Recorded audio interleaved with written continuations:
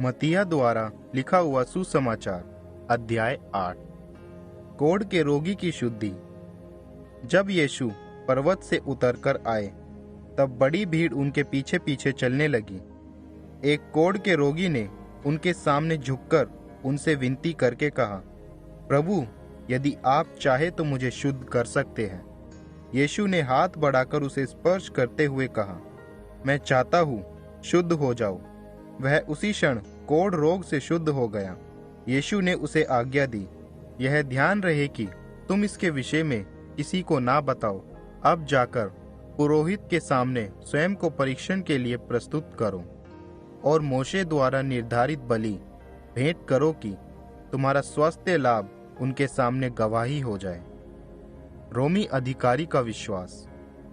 जब यीशु ने कफरनहूम नगर में प्रवेश किया तब एक शताधिपति ने आकर उनसे नम्रतापूर्वक निवेदन किया, प्रभु, घर पर मेरा सेवक लकवा रोग से पीड़ित है और वह घोर पीड़ा में है।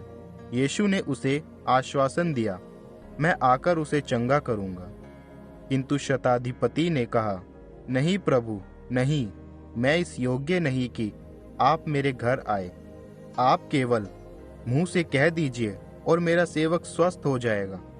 मैं स्वयं बड़े अधिकारियों के अधीन नियुक्त हूँ और सैनिक मेरे अधिकार में है। मैं किसी को आदेश देता हूँ जाओ, तो वह जाता है, और किसी को आदेश देता हूँ इधर आओ, तो वह आता है। अपने सेवक से कहता हूँ यह करो, तो वह वही करता है। यह सुनकर यीशु आश्चर्यचकित रह गए। उन्होंने पीछे आ रही भीड़ से कहा, यह एक सच है कि मैंने इज़राइल राष्ट्र में भी किसी में ऐसा विश्वास नहीं देखा। मैं तुम्हें सूचित करना चाहता हूँ कि स्वर्ग राज्य में अब्राहम, इसहाक और याकूब के साथ भोज में शामिल होने के लिए पूर्व और पश्चिम दिशाओं से अनेकानेक आकर संगति करेंगे, किंतु राज्य के वारिस बाहर अंधकार में फेंक दिए जाएंगे। वह स्थान ऐसा होगा जहां रोना और दांत पीसना होता रहेगा। तब यीशु ने शताधिपति से कहा, जाओ, तुम्हारे लिए वैसा ही होगा जैसा तुम्हारा विश्वास है। उसी क्षण वह सेवक चंगा हो गया। पेत्रोस की सास की चंगाई। जब यीशु पेत्रोस के घर पर आए, उन्होंने उनकी सास को बुखार से पीड़ित पाया। उन्होंने उनके हाथ का स्पर्श किया और वह बुखार से मुक्त हो गई और उठकर उन सब की सेवा करने में जुट गई। जब संध्या हुई तब लोग दुष्टात्मा से पीड़ित लोगों को उनके पास लाने लगे और यीशु अपने वचन मात्र से उन्हें दुष्टात्मा मुक्त करते गए, साथ ही रोगियों को स्वस्थ। यह भविष्यवक्ता यशायाह द्वारा की गई इस भविष्यवाणी की पूर्ति थी। उन्होंने स्वयं हमारी दुर्बलताओं को अपने ऊपर ले लिया तथा हमारे रोगों को उठा लिया। शिष्यत्व की कीमत। अपने आसपास भीड़ को देख यीशु ने शिष्यों को झील की दूसरी ओर जाने की आज्ञा दी।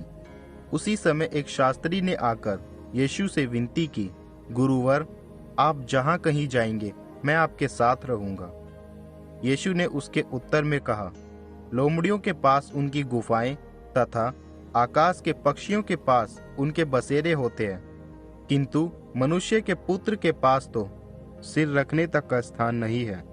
एक अन्य शिष्य ने उनसे विनती की, प्रभु, मुझे पहले अपने पिता की अंत्येष्टि की अनुमति दे दीजिए।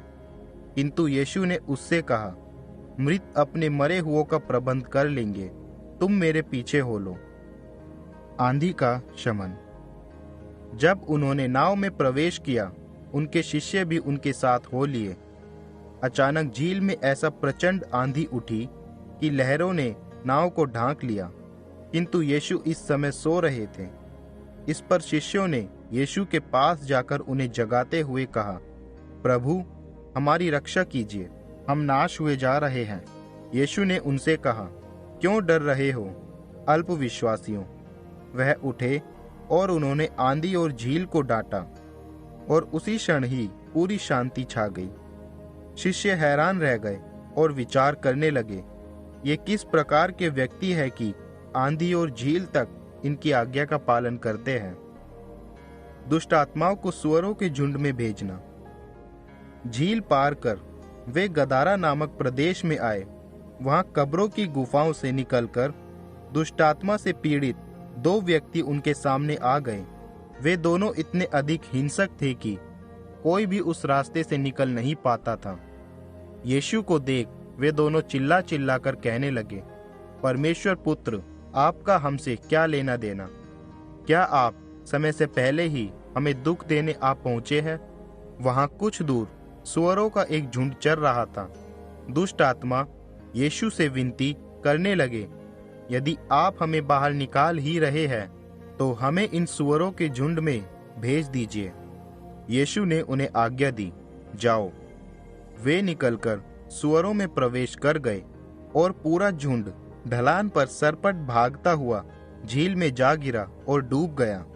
रखवाले भागे और नगर में जाकर घटना का सारा हाल कह सुनाया, साथ ही यह भी कि उन दुष्टात्मा से पीड़ित व्यक्तियों के साथ क्या क्या हुआ। सभी नागरिक नगर से निकलकर यीशु के पास आने लगे। जब उन्होंने यीशु को देखा तो उनसे विनती करने लगे कि वह उस क्षेत्र की सीमा से बाहर चले जाएं।